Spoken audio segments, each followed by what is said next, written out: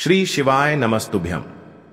हर हर महादेव। दोस्तों, पूज्य गुरु जी ने अभी अपनी कल की शिव महापुराण की कथा में शुक्रवार चतुर्दशी के दिन किया जाने वाला एक चुटकी काले तिल का एक ऐसा विशेष उपाय बताया है जो उन्होंने आज तक अपनी किसी भी कथा में नहीं बताया है।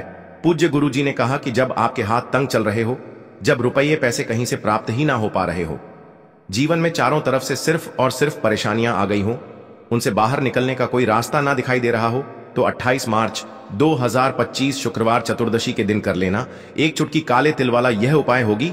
हर मनोकामना पूरी मिलेगी, सभी दोषों से मुक्ति, इतना धन आएगा कि संभाले नहीं संभलेगा। माता लक्ष्मी जी और महादेव जी के आशीर्वाद से पूरे साल धन बरसता रहेगा। दोस्तों, जैसा कि आप सभी लोग जानते हैं कि 28 मार्च 2025 यानी शुक्रवार को पड़ रही है चैत्र महीने की चतुर्दशी तिथि। और दोस्तों, यह वह तिथि है जो चैत्र महीने में पड़ने वाली सबसे बड़ी और चैत्र महीने की पहली चतुर्दशी तिथि है, क्योंकि यह शुक्रवार के दिन पड़ रही है और हमारे हिंदू धर्म में इसका बहुत ही बड़ा और विशेष महत्व होता है। पूज्य गुरु जी ने कहा है कि अगर कभी भी मौका लग जाए और चैत्र महीने की चतुर्दशी तिथि शुक्रवार को पड़ जाए तो आप लोगों को सिर्फ और सिर्फ एक चुटकी काले तिल वाला उपाय तो अवश्य ही करना चाहिए, क्योंकि इन दोनों तिथियों का संयोग बहुत ही कम आता है। इसी के साथ दोस्तों, गुरु जी ने कहा है कि जब भी चैत्र महीने की चतुर्दशी तिथि पड़े तो आप लोगों को सिर्फ और सिर्फ एक चुटकी काले तिल वाला उपाय तो अवश्य करना चाहिए। यह उपाय इतना खास है कि अगर आपने सही मुहूर्त पर सही क्रिया अनुसार एक चुटकी काले तिल वाला उपाय कर लिया, जो प्राचीन काल के समय का महा उपाय है, तो मान के चलिए दोस्तों, महादेव जी के आशीर्वाद से आपके जीवन का कितना ही बड़ा दुख हो, उससे आपको मुक्ति मिल जाएगी। आपकी कोई भी मनोकामना हो, मान लीजिए आप नौकरी की तैयारी कर रहे थे तो आपकी नौकरी लग जाएगी, आपका बंद पड़ा व्यापार चल पड़ेगा। और दोस्तों, आप जिस बीमारी से आप बहुत दिनों से परेशान थे, उस बीमारी से आपको मुक्ति मिल जाएगी। आपके जीवन में धन आना शुरू हो जाएगा, आपके जीवन में धन आने के नए नए रास्ते खुल जाएंगे। और मान के चलिए दोस्तों, फिर आपको किसी भी प्रकार की परेशानी का सामना नहीं करना पड़ेगा। इसीलिए दोस्तों, 28 मार्च शुक्रवार चतुर्दशी के दिन आप लोगों को इस वाले उपाय को जरूर कर लेना है। भले ही आपने पूरे साल भर इस उपाय को ना किया हो, पर अगर आपने इस चैत्र महीने में पड़ने वाली चतुर्दशी के दिन अगर इस वाले उपाय को कर लिया तो आपको इस उपाय को करने का वह फल मिलेगा जिसकी आपने कभी कल्पना भी नहीं करी होगी। इसीलिए आप लोग इस काले तिल वाले उपाय को एक बार जरूर कर लेना, ताकि आप लोगों के हाथ से यह मौका न जा सके और आपको इस उपाय को करने का फल मिल सके। दोस्तों, यह उपाय पंडित जी ने अपनी अभी की ही शिव महापुराण की कथा में बताया है, जो इस उपाय को आज हम आपको बहुत अच्छे से समझाने वाले हैं। इस वीडियो को देखने के बाद इस उपाय को समझने के लिए आपको कोई और वीडियो को देखने की जरूरत नहीं पड़ेगी। तो दोस्तों, इस उपाय को आपको कैसे करना है, कब करना है, कहां पर करना है और उपाय को करते समय आपको किन किन गलतियों को नहीं करना है और आपको किन किन बातों का ध्यान रखना है, ये सारी जानकारी हम आपको इस वीडियो में देंगे। तो चलिए भक्तों, उपायों को शुरू करते हैं। अगर आप भी चाहते हैं कि महादेव जी का आशीर्वाद आप पर सदैव बना रहे तो वीडियो को लाइक करें, चैनल को सब्सक्राइब करें और कमेंट बॉक्स में हर हर महादेव जरूर लिखें। और अपने फायदे के लिए, गरीबी दूर करने के लिए इस वीडियो को पूरा देख कर जाना। यदि आज आपने वीडियो को बीच बीच में से देखा, काट काट कर देखा, तो जीवन में आपको कभी सफलता हासिल भी नहीं होगी। देखिए दोस्तों, यह 28 मार्च शुक्रवार चतुर्दशी का दिन यह इतना खास होता है, इतना महत्वपूर्ण होता है। देखा गया है कभी कभी बड़े बड़े पूजा पाठ अनुष्ठान से जो मनोकामना पूर्ण नहीं होते, वह 28 मार्च शुक्रवार के दिन एक छोटे से उपाय करने से ही आपकी मनोकामना पूर्ण हो जाती है। अब हम समझते हैं इस वाले उपाय को हमें करना किस समय है। इस एक चुटकी काले तिल वाले उपाय को हमें चैत्र महीने के शुक्रवार के दिन करना किस समय है। तो देखिए, इस उपाय को करने का जो समय है वह सुबह का समय है और शाम का समय भी है। अब देखिए, यहां पर हम मुख्य रूप से सुबह का समय नहीं बोलेंगे, क्योंकि 28 मार्च शुक्रवार चतुर्दशी का दिन है और इस दिन प्रदोष काल के समय का बहुत महत्व होता है। बाकी अगर सुबह के समय भी करेंगे तो भी अच्छा होगा, उसमें कोई भी दिक्कत वाली बात नहीं है। तो चलिए जानते हैं इस विशेष उपाय के बारे में। लेकिन उससे पहले एक प्रार्थना, अगर आप इस चैनल पर नए हैं तो आप इस वीडियो को लाइक करें, चैनल को सब्सक्राइब करें और कमेंट बॉक्स में आप अपनी राशि या अपना नाम जरूर डाल दें, क्योंकि हम राशि से जुड़ा भाग्य भी बताते हैं और भाग्य में चल रही परेशानियों को दूर करने के लिए वह आसान से आसान उपाय भी बताते हैं। तो चलिए अब हम अपने सबसे पहले उपाय की बात कर लेते हैं। उपाय के लिए आपको 2 दीपक लेने होंगे। दोनों ही दीपक आप मिट्टी के भी ले सकते हैं और दोनों ही दीपक आप शुद्ध आटा मढ़कर उनके भी तैयार कर सकते हैं। अब दोस्तों, दोनों ही दीपक के अंदर आपको शुद्ध घी का प्रयोग करना होगा और एक दीपक के अंदर आपको गोल रुई की बाती का प्रयोग करना होगा और एक दीपक के अंदर आपको लंबी बाती का प्रयोग करना होगा। लंबी बाती वाले दीपक के अंदर आप मौली वाला जो धागा आता है कलावा का, उसकी बाती का प्रयोग भी आप लंबी बाती वाले दीपक के अंदर कर सकते हैं। देखिए, 2 दीपक वाला यह चमत्कारी उपाय केवल शुक्रवार की रात्रि में ही किया जाता है, इसीलिए आपको इस उपाय को बहुत ही ध्यान से समझना। इसी के साथ में आपको एक चुटकी काले तिल के दाने लेना है और इसी के साथ में आपको मात्र एक चुटकी हल्दी भी लेनी होगी। अब दोस्तों, ये सभी सामग्री लेकर के आपको रात्रि के समय पहुंच जाना है अपने घर में, जहां कहीं भी तुलसी जी का पौधा, तुलसी माता का निवास स्थान है, वहां पर। देखिए दोस्तों, सबसे पहले तो आपके पास जो एक गोल बाती का दीपक है, उसे आपको तुलसी जी के वहां पर प्रज्वलित करना है। दीपक को प्रज्वलित करते समय आपको ओम नमो भगवते वासुदेवाय इस मंत्र का 11 बार जाप कर लेना है।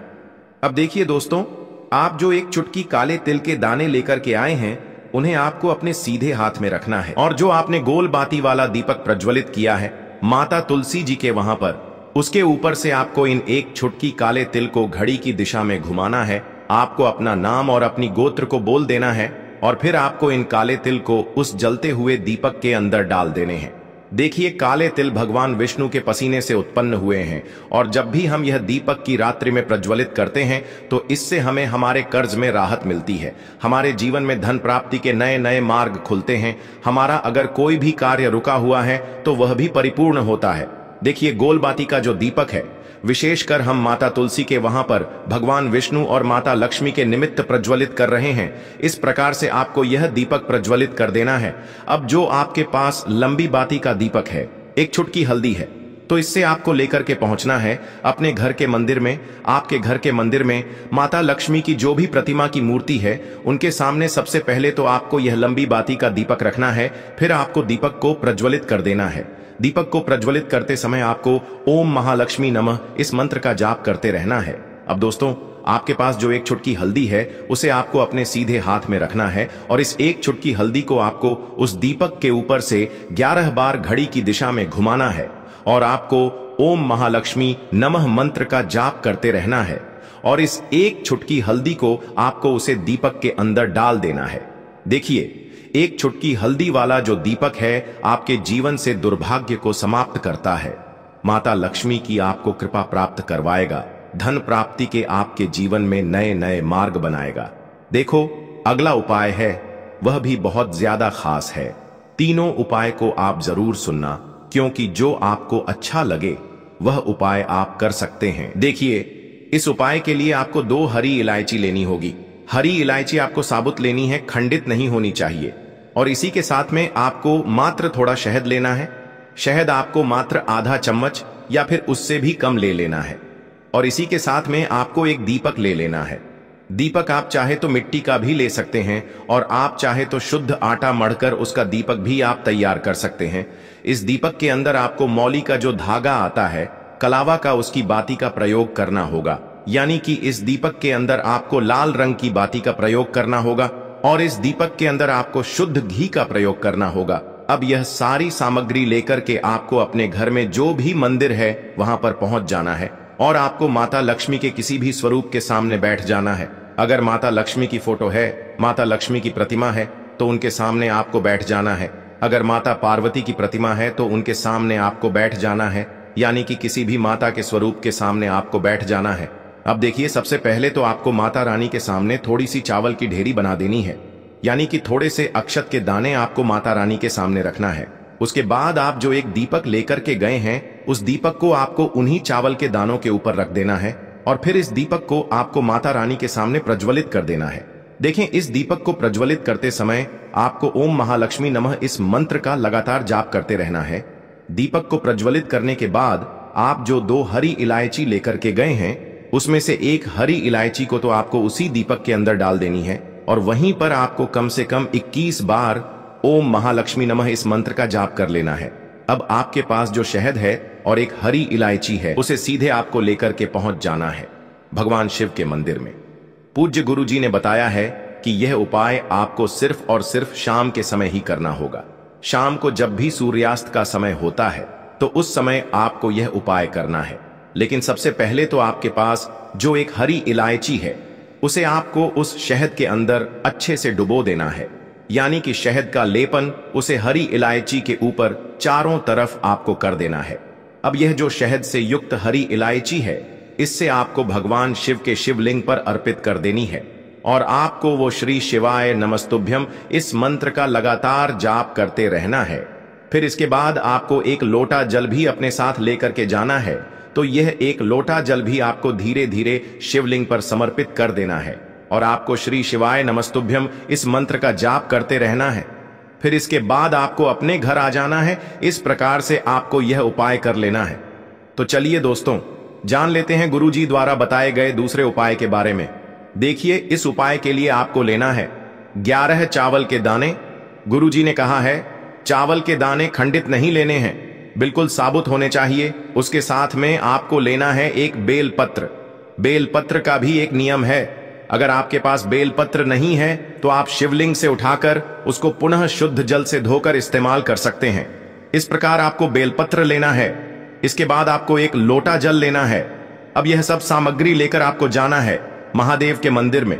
देखो, अब आपको उत्तर साइड में खड़े हो जाना है और सबसे पहले आपको एक बेलपत्र अपने हाथ पर और 11 चावल दाने रखकर शिवलिंग के ऊपर अपना नाम और गोत्र बोलते हुए समर्पित कर देना है और ओम नमः शिवाय श्री शिवाय नमस्तुभ्यम का लगातार जाप करना है।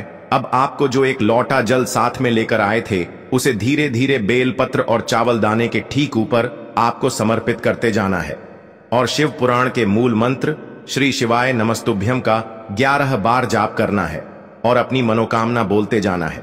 देखो, बस छोटा सा उपाय करना है, देखना एक दिन आपके सब काम बनने लग जाएंगे। गुरु जी का बहुत ही विशेष उपाय है। चलते हैं तीसरे उपाय की तरफ। देखिए, इस उपाय के लिए आपको एक तांबे के पात्र के अंदर सबसे पहले अपने घर से शुद्ध जल लेना है। फिर इसी के साथ में आपको मात्र थोड़ा सा शहद लेना होगा। शहद आपको आधा चम्मच या फिर उससे भी कम लेना है और इसी के साथ में आपको एक प्यारी सी बेलपत्र ले लेनी है। बेलपत्र यदि आपको नहीं मिल पाती है तो भगवान शिव के शिवलिंग पर चढ़ी हुई बेलपत्रों को आप पूर्ण शुद्ध जल से धो करके उपयोग कर सकते हैं और बेलपत्र जो है वह कहीं से भी कटी फटी खंडित नहीं होनी चाहिए। अब ये तीनों सामग्री लेकर के सीधे आपको पहुंच जाना होगा भगवान शिव के मंदिर में। यह उपाय सुबह से लेकर के शाम तक किसी भी समय कर सकते हैं।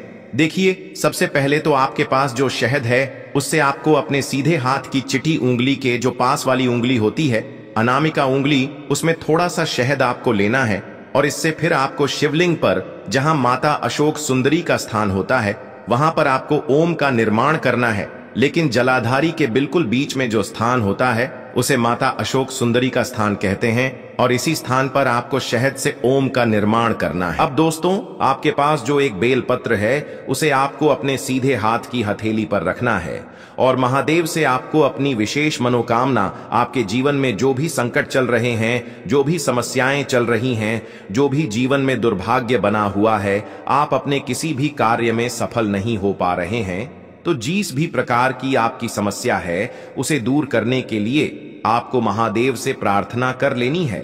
और फिर यह जो एक बेलपत्र है इससे आपको शिवलिंग पर माता अशोक सुंदरी वाले स्थान पर समर्पित कर देनी है।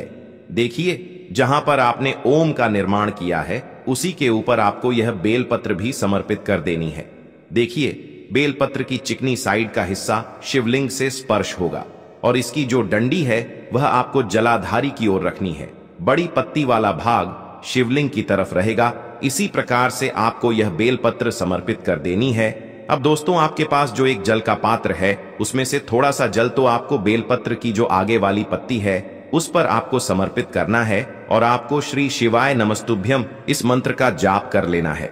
फिर उस पात्र के अंदर जो जल बचेगा उसे पूरा आपको भगवान शिव के शिवलिंग पर धीरे धीरे समर्पित करते जाना है और लगातार आपको शिव महापुराण के मूल मंत्र श्री शिवाय नमस्तुभ्यम इस मंत्र का जाप करते रहना है। गुरु जी ने कहा है कि जल आपको इतने धीरे धीरे समर्पित करना है कि जल समर्पित करते हुए आप कम से कम 11 बार श्री शिवाय नमस्तुभ्यम या फिर ओम नमः शिवाय इस मंत्र का जाप कर सकें। फिर इसके बाद वापस आपको अपने घर आ जाना है। इस प्रकार से आपको यह उपाय कर लेना है। आप देखेंगे कि आपकी सभी मनोकामनाएं अवश्य ही पूरी होंगी। यह उपाय आपको अवश्य करने हैं। इस वीडियो में हमने आपको 3 से 4 महाउपाय आपको बताए हैं जो आपको शुक्रवार के दिन करने हैं। अगर आपके मन में उपाय से जुड़ा कोई भी सवाल है तो आप कमेंट बॉक्स में पूछ सकते हैं। अगर आपको हमारी ये वीडियो पसंद आई हो तो हमारे इस वीडियो को लाइक करें, चैनल को सब्सक्राइब करें और कमेंट बॉक्स में लिखें हर हर महादेव, जय मां लक्ष्मी। देखो, यदि आपके जीवन में आर्थिक संकट बहुत अधिक हो रहे हैं, धन की समस्या लगातार जीवन में बनी हुई है, एक एक रुपयों को प्राप्त करने के लिए आपको बहुत अधिक मेहनत कर रहे हैं, तो आज रात्रि में सोने से पहले आपको यह एक चमत्कारी दीपक का उपाय अवश्य करना है। या फिर यदि आपका जो व्यापार है, बिजनेस है, दुकान है, वो अच्छे से नहीं चल पा रही है, तो आज रात्रि में इस विशेष दीपक का उपाय आपको अवश्य करना चाहिए। देखो दोस्तों, दीपक हमारे घर में सभी नकारात्मक शक्ति को बाहर करता है। यह उपाय आपको साल में केवल एक बार करने का ही मौका मिलता है। देखिए, इस उपाय के लिए आपको तुलसी जी की जो सूखी लकड़ी होती है उसे ले लेना है। देखिए दोस्तों, यदि आपके पास पुरानी तुलसी जी की लकड़ी है तो उसे आप ले सकते हैं, और यदि आपके घर में तुलसी जी जो लकड़ी है वो सूखी हुई है तो उसकी लकड़ी आप तोड़ करके इस्तेमाल कर सकते हैं। लेकिन आपको ध्यान रखना है कि सूर्यास्त से पहले पहले ही आपको ये जो तुलसी जी की लकड़ी है इससे अवश्य ही तोड़ लेना है। तो इस उपाय के लिए आपको सबसे पहले तो एक मिट्टी का दीपक लेना होगा, चाहे तो आटे का दीपक भी ले सके, क्योंकि आटे का दीपक सभी दीपक में सर्वोत्तम माना गया है। इस दीपक के अंदर आपको शुद्ध घी का प्रयोग करना होगा और इससे दीपक के अंदर अपने जो तुलसी जी की लकड़ी ली है उसे भी रख देना है। लेकिन ये जो तुलसी जी की लकड़ी है इसमें आपको चारों तरफ अच्छे से घी लगा लेना है। देखिए, गुरुजी ने बताया है कि जो तुलसी जी की लकड़ी है, यदि आप उपाय करते हैं और बहुत ही शीघ्रता से जल जाती है, तो इसके लिए आपको एक कार्य करना है। आपको थोड़ी सी रुई ले लेनी है और उस रुई को आपने जो तुलसी जी की लकड़ी ली है उस पर अच्छे से चारों तरफ लपेट देनी है। तुलसी जी की लकड़ी के ऊपर रुई लपेटने के बाद इसे आपको पूरा घी के अंदर डुबो लेना है। अब इसे आपको बाती के रूप में प्रयोग करना है। अब दोस्तों, इस दीपक को आपको प्रज्वलित कहां करना है? तो इस दीपक को आपको या तो भगवान विष्णु के सामने प्रज्वलित करना होगा या फिर आपको भगवान श्री राम के सामने प्रज्वलित करना होगा, या फिर भगवान कृष्ण के सामने, यानी कि भगवान विष्णु के जो भी अवतार हैं उनके सामने आप ये दीपक प्रज्वलित कर सकते हैं, या फिर आप इससे दीपक को माता तुलसी जी के सामने भी प्रज्वलित कर सकते हैं। पूज्य गुरु जी ने बताया है कि जो भी व्यक्ति इस प्रकार से तुलसी जी की डंडी से यह दीपदान कर देता है उसके जीवन में कभी भी धन की समस्या नहीं होती है। इसीलिए आपको यह पूरे साल में केवल एक बार ही मौका मिलता है। इस उपाय को करके देखना, आपकी सभी इच्छाएं जरूर पूर्ण होंगी। यह जो उपाय है रात्रि में सोने से पहले करना